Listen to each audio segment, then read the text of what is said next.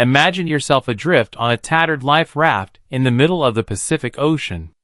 All around you is endless, hopeless deep blue. Sharks lurk beneath your feet, and the scorching sun above burns your skin. You haven't had a proper meal in 47 days, nor a drop of clean water. Your comrades beside you have passed away one by one in silence. And you, once the proud Olympic long-distance runner of the United States, Louis Zamperini, on the 1943 U.S. military missing list, was nothing but a cold symbol. Tonight, by the softly flickering fire, let us step into his real life through this story that needs no effort to remember. What we will see is not an invincible superhero, but an ordinary man seeking courage in extreme fear and preserving dignity under cruel torture. The life force that fell from the peak into the abyss, then climbed back into the sunlight from the depths, is like the toughest faint light in the deep night, illuminating the foundation of human nature. On this peaceful night, walk with me to listen to the unbreakable melody of life echoing in the heart of the ocean and behind iron bars. The story begins in a small town called Torrance, California, where the air is filled with dry dust. Young Louis was not a well-behaved child.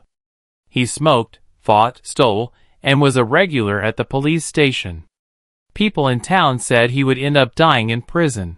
Yet that rebellious, almost wild vitality was channeled, under the guidance of his brother Pete, into astonishing explosive power on the track. He discovered that if he ran fast enough, all the insults and prejudice would be left far behind him. In 1936, the once mischievous teenager stood on the red track of the Berlin Olympics. In the final lap of the 5,000-meter race, he ran with incredible speed, even catching the attention of the dictator Hitler in the stands. In that moment, he was a free flyer, a hope for the future, and his world was filled with cheers and golden sunlight. But he did not realize that those strong legs would soon carry him halfway across the world into a completely different marathon, one of survival. After the war broke out, he became a bombardier on a B-24 bomber, brushing past death every day in the blue sky, until one afternoon in May 1943, the plane named the Green Hornet suddenly lost engine power over the Pacific, crashing heavily into the deep ocean like a giant bird with broken wings. The moment Louis surfaced from the sea, his Olympic dreams were completely shattered, replaced by a 47-day ordeal of extreme survival. He caught rainwater on the raft to quench his thirst, used a crude hook to catch bloody small fish, and even fought barehanded with sharks that leaped onto the raft. Hunger burned his stomach like fire, dehydration swelled his tongue until he could barely speak. Yet he still recited recipes with his companions every day, fighting against physical decay with imagined feasts. This battle of willpower was crueler than any athletic competition. He had to outrun death's pursuit every single minute. Yet, when land finally appeared, what greeted him was not rescue, but a Japanese patrol boat. Louis was taken to Kwajalein Atoll, known as Execution Island, where in wooden cages he suffered horrors darker than his days adrift at sea. Over the next 2 years, he was moved between the POW camps of Amori and Naoetsu, where he met his lifelong nightmare, Matsuhiro Watanabe, the guard nicknamed the Bird.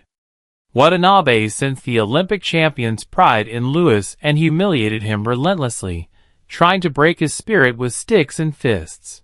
But he always remembered what his brother Pete had told him. Endure one more minute, and you earn a lifetime of pride. He became an unbreakable symbol.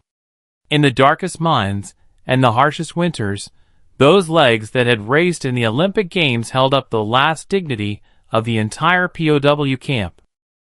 One of the most powerful scenes of Zamperini's captivity came when he was at his weakest. Matsuhiro Watanabe forced him to hold up a heavy wooden beam, one that could crush a man's spine, and ordered guards to shoot him if he dropped it. In that moment, Louis felt as if he were back in the final lap in Berlin. He summoned the last strength in his body to hold the beam high above his head, staring fiercely at Watanabe. There was no submission in his eyes, only a sacred resolve that terrified his abuser. In the end, it was Watanabe who broke down, not Louis. In 1945, news of the war's end reached the camp. As American planes dropped chocolate and clothing from the sky, Louis sat on the muddy ground and cried like a child. He returned to the United States as a national hero. But the wounds of war festered deep within him.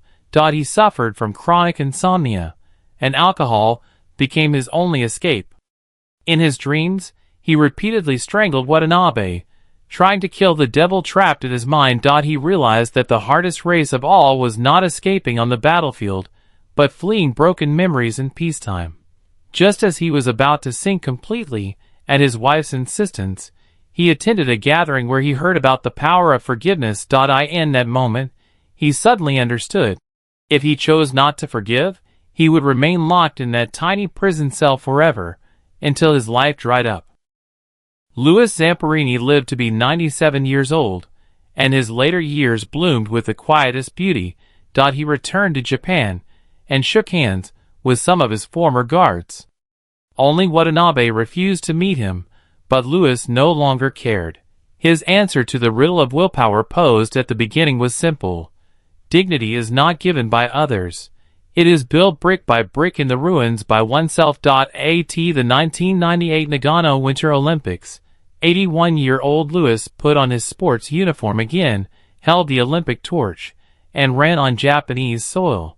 This was no run of hatred, but a ritual of final reconciliation with fate, stretching across more than half a century.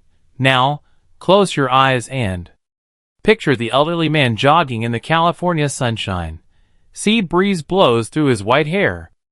All the waves, all the iron bars, all the pain have turned into light dust beneath his feet. The world can be noisy, always trying to knock you down. But tonight, feel your own unyielding peace. This peace tonight has become the softest breath in your ears, carrying you past chaotic dreams. Good night. On this night, when the soul returns home, may your dreams hold vast grasslands and courage that never fades.